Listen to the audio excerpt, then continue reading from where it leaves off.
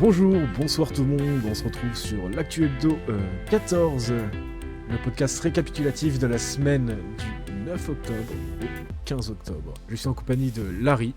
Salut Larry. Salut Roger, tu vas bien? Ça va très très bien. En tout cas, l'actualité de cette semaine a encore été assez piquante. Nous commençons tout de suite avec le lundi 9 octobre, où les candidats à la mairie sud ont été condamnés et sont en attente d'un jugement. Dû à ça, les votes de la mairie sud sont maintenant gelés et en attente d'une nouvelle élection. Donc la journée du lundi 9 octobre a également été marquée par une fusillade en 71-70. Effectivement, une néon conduite par deux membres des Orions aurait renversé une personne sur le trottoir. La personne qui accompagnait donc la victime a décidé de les pointer d'une arme, ainsi que la fusillade commence. Il y aura donc 2 blessés au total sur cette rixe. Les 2 piétons recevront 10 000 et 5 000 $ d'amende pour détention d'armes illégales de catégorie 2. Donc la première personne des Orions aura 15 000 $ d'amende et 5 000 $ de dédommagement envers la victime pour agression à main armée. Un triste résultat alors qu'à la base c'était apparemment des Orions une erreur de conduite. Un simple accident de la route, d'après leur dire. Et nous finissons cette journée par le constat. Depuis début octobre, il y a eu en tout 71 mises en pénitencier, ce qui est maintenant un record. Ça commence à faire beaucoup. Et nous continuons tout de suite sur le mardi 10 octobre où un recours a eu lieu. Effectivement, donc la liste Mat a décidé de déposer un recours suite à la condamnation qui a été faite envers elle. Donc nous sommes toujours en attente de la Cour de justice concernant ce recours. Et nous continuons ainsi avec la levée de l'état d'urgence qui avait été mise quelques jours plus tôt. Mais cette levée d'état d'urgence est accompagnée de nouvelles mesures qui sont la multiplication des amendes et des peines qui s'appliquent qui sont à lieu sur les terrains privés sont multipliées par 3, ainsi que l'annulation pour toute personne au recours à l'article 4.4 du code judiciaire qui permettait de réduire l'amende par 2 mais de multiplier le temps de pénitencier par 2. Donc de nouvelles fusillades ont eu lieu en ville ce mardi 10 octobre. Donc, dans un premier temps, on a pu assister à une fusillade dans le quartier des Vagos. Les Aztecas ont attaqué le quartier. Donc, il y a environ 10 blessés sur cette attaque. Et les FDO feront à peu près 1 million de $ de saisie de biens illégaux. Et oui, vu que ce fusillade est passé sur un de leurs quartiers, il n'y a pas eu d'interpellation. Et on continue aussi avec une fusillade qui a eu lieu dans la même journée entre la Mano et les Lost. On dénombre un total de 10 blessés, dont 3 qui sont rendus par leurs propres moyens aux EMS. Les FDO par la suite feront 8 interpellations, 8 pour les Lost et 3 chez les Mano. En tout, les arrestations pour le groupe des Lost, ils ont eu 300 000 $ d'amende pour agression à main armée et détention de biens illégaux. Ils n'ont pas fait de pénitencier dû à la longueur de la procédure. Et pour les 3 membres des Mano, nous avons donc 80 000 d'amende en tout et 2 heures de pénitencier chacun. Mais par la suite, dans la soirée, tard, une perquisition a lieu dans leur quartier des Lost. La saisie de la perquisition s'élève à 4 100 000 $. Une sacrée somme d'argent en biens illégaux.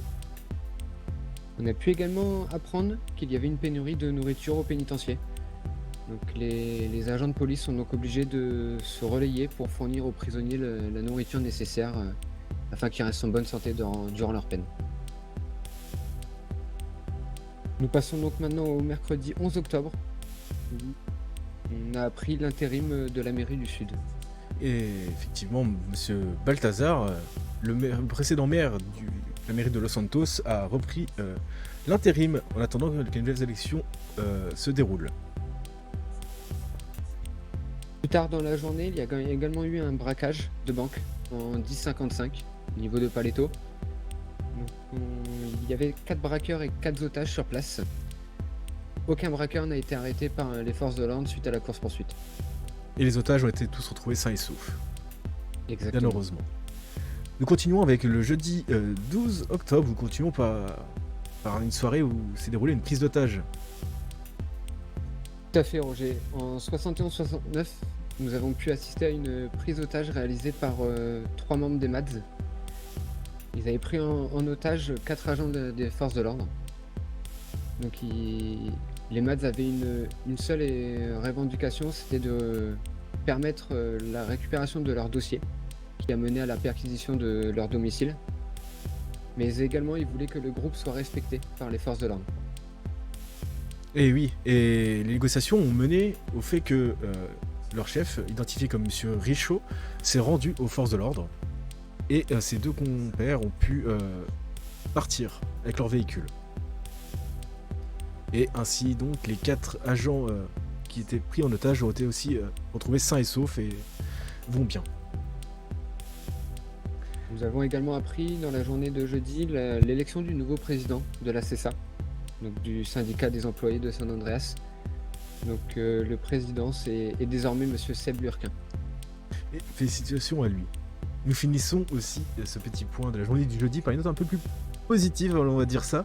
Un petit chat un peu joueur aurait pris des engins de chantier pour les mettre tout autour du BCES et du zombie car. Il avait Encore envie la surprise générale. Il avait envie d'embêter un petit peu tout le monde. Oui, il est taquin. Nous continuons avec le vendredi 13 où une trêve a été négociée par le LSPD. Ils ont fait une conférence de presse à ce sujet. Effectivement, vous pouvez retrouver la conférence de presse donc, du LSPD sur nos canaux, où ils expliquent qu'une trêve a été négociée entre les Vagos et les Aztecas, afin de cesser le feu entre les deux groupes. Espérons que ça fasse bien effet. Nous continuons aussi cette journée par un autre braquage de banque cette semaine, mais cette fois-ci une tentative de braquage de banque en 71-75 par le groupe des Families. Ils auraient retenu 4 otages durant cette banque. À la fin de cette banque, ils ont tenté de s'enfuir, 2 ont été interpellés. Ils ont pris 60 000 $ d'amende et 2h30 de pénitencier chacun pour prise d'otage et tentative de braquage de banque, ainsi que 15 000 $ de dédommagement aux otages. Et effectivement, comme on peut le soulever, cette banque apparemment était vide.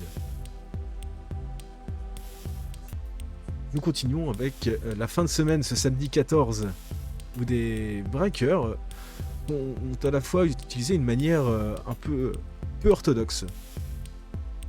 Effectivement, suite à divers témoignages durant l'après-midi, nous avons pu constater que des braqueurs de supérettes étaient déguisés en nettoyeurs et désinfecteurs sur les supérettes. Ils profitaient donc de leur accoutrement pour virer les gens et ainsi menacer et braquer Gigi. Et à chaque fois, s'en est bien sorti, fort heureusement. Une manière Pour le vraiment moment, créative. C'est ça, exactement, oui. Pour le moment, le LSPD nous a confirmé qu'il n'avait pas arrêté les braqueurs qui utilisaient cette méthode peu académique. Et cette soirée du samedi a été marquée par le concert d'anniversaire du patron du Beniz, Monsieur Chin. Une soirée qui a duré assez longtemps, où beaucoup d'artistes se sont relayés, ainsi que certains du Weasel. La soirée... Il y avait pas mal d'artistes du Weasel qui ont pu prouver leur talent. Et nous finissons cette semaine avec le dimanche 15 octobre, où malheureusement dans cette nuit là, du samedi au dimanche, des agents du BCSO sont fait... un agent plutôt du BCSO s'est fait agresser en supérette. Effectivement, encore une mauvaise nouvelle que l'on apprend dimanche matin au réveil.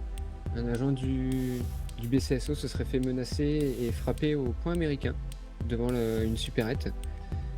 Les agresseurs ont ensuite braqué les médecins à leur arrivée. Donc une enquête est en cours actuellement au sein du LSPD pour retrouver les agresseurs. Et la semaine se finit par un événement qui a été effectivement ponctué, on va dire, cette semaine, à un autre braquage de banque, cette fois-ci en 71-85, avec 3 otages qui ont été retrouvés sains et saufs. Les individus ont par la suite quitté la banque et ne seront pas interpellés. Donc, pour finir la journée du dimanche 15 octobre, nous avons appris la réorganisation des élections de la mairie du Sud, où les candidatures sont ouvertes jusqu'au 18 octobre, 21h. Donc, n'hésitez pas à les déposer. Et ce sera tout pour ce récapitulatif de la semaine qui a été aussi bien chargé. Merci Larry de m'avoir accompagné. Merci à toi Roger de m'avoir invité de nouveau pour ce podcast. C'est toujours au plaisir. En vous souhaitant à tous une bonne journée ou une bonne soirée. Au revoir. À bientôt.